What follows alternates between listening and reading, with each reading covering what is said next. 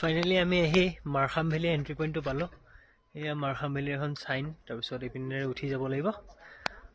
এয়া ভাস্কৰে টিকেট লৈ আছে, তো আহক মাৰখাম ভেলীলৈ যাওঁ।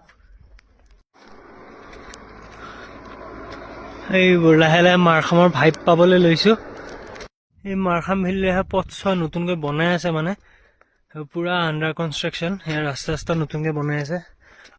Finally here I am, here we are. তো এইটা হৈছে মাৰখাম ভেলী, মানে ফাগুনৰ শুকান অৱস্থাত থকা। এইবোৰ গোটেই শুকাই গৈছে ঘাঁহ বনবোৰ কেউপিনে, কিন্তু যেতিয়া বাৰিষা নামি আহিব, এইবোৰ পুনৰ যেতিয়া সেউজীয়া হৈ যাব, তেতিয়াতো আৰু ধুনীয়া লগা হ'ব। কিন্তু এতিয়াও কম নহয় মানে।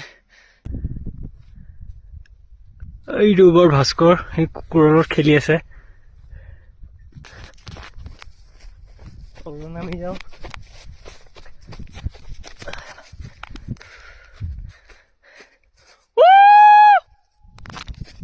সন্মুখৰ পাহাৰখন চাওক।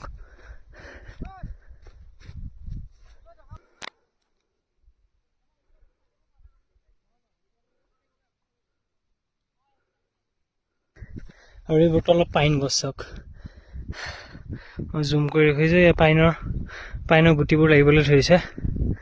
গোটেই পাইন ট্ৰী হয়। আৰু যেতিয়া জীপাল হৈ পৰিব, এই কেও পিনে সেউজীয়া হৈ পৰিব, তেতিয়া আৰু ধুনীয়া লাগিব, নিশ্চয় ধুনীয়া লাগিব। তেতিয়া ইয়াতকৈ বেছি ধুনীয়া লাগিব। ৱাও।